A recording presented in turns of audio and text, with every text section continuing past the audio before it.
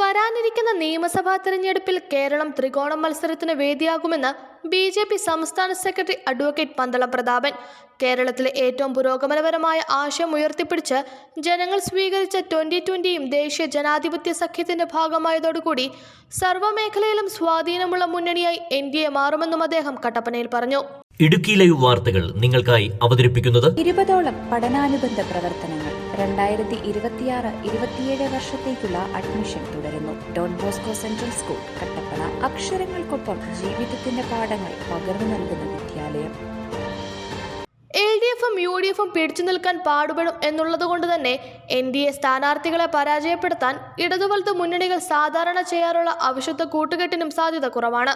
ഭരണം അവസാനിക്കുന്ന സമയത്ത് നവകേരള സർവേ നടത്തി ജനങ്ങളുടെ കാശ് മുടിക്കുന്ന ഇടതുപക്ഷ സർക്കാർ കോടതിയിൽ പോലും അപഹാസ്യരായിരിക്കുകയാണെന്നും അഡ്വക്കേറ്റ് പന്തളം പ്രതാപൻ പറഞ്ഞു. ഇടുക്കി ജില്ലയിലും ദേശീയ ജനാധിപത്യ സഖ്യം സ്ഥാനാർത്ഥികൾ ജയിക്കുന്ന സാഹചര്യം നിലവിലുണ്ടെന്നും പന്തളം പ്രതാപൻ പറഞ്ഞു. കട്ടപ്പന മർച്ചന്റ് അസോസിയേഷൻ ഹാളിൽ നടന്ന BJP ഇടുക്കി സൗത്ത് ജില്ലാ നേതൃയോഗം ഉദ്ഘാടനം ചെയ്ത് സംസാരിക്കുകയായിരുന്നു അദ്ദേഹം. ഇസ്ലാമി എന്ന് പറയുന്ന വെറും വർഗീയ സംഘടനയല്ല, രാജ്യവിരുദ്ധ സംഘടനയെ പരസ്യമായി അവരുടെ പിന്തുണ സ്വീകരിക്കുകയും അത് പ്രഖ്യാപിക്കുകയും ചെയ്ത ഒരു പ്രതിപക്ഷ നേതാവ് കോൺഗ്രസിന്റെ കേരളത്തിലുള്ള PD സതീശൻ. ഞങ്ങൾ ആലോചിക്കുകയും എന്നുപോലുമല്ല അദ്ദേഹം പറഞ്ഞത്.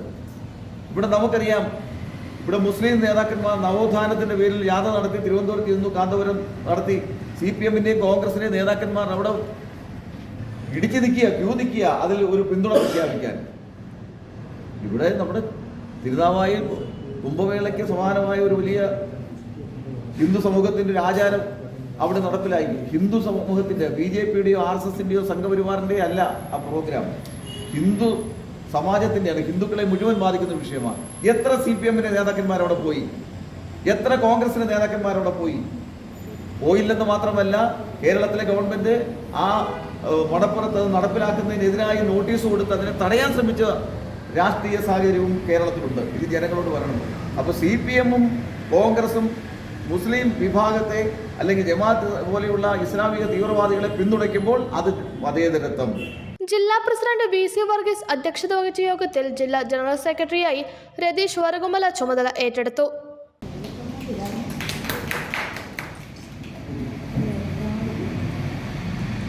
മേഖലാ സംഘടനാ സെക്രട്ടറി L പത്മകുമാർ, ജനറൽ സെക്രട്ടറിമാരായ K കുമാർ, C സന്തോഷ് കുമാർ തുടങ്ങിയവർ സംസാരിച്ചു.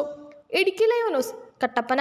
ഇടുക്കി ലൈവ് വാർത്തകൾ നിങ്ങൾക്കായി അവതരിപ്പിച്ചത് കോടമഞ്ഞും നൂൽമഴയും പെയ്തിറങ്ങുന്ന മലയോരങ്ങളിൽ പുതിയ അക്ഷരപ്പുലരി. Don Bosco central school Kattappana.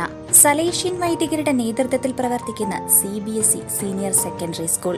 വിശുദ്ധ ഡോൺ ബോസ്കോയുടെ സ്വപ്നങ്ങൾക്കൊപ്പം മൂല്യബോധമുള്ള യുവതലമുറയെ വാർത്തെടുക്കുന്ന വിദ്യാലയം. പ്രസന്നമായ പഠനാന്തരീക്ഷം, ഹൈബ്രിഡ് ക്ലാസ് റൂമുകൾ, JEE, IIT, NEET എന്നീ പ്രവേശന പരീക്ഷകളുടെ പ്രത്യേക പരിശീലനം, health kiosk, football turf, basketball, table tennis, badminton.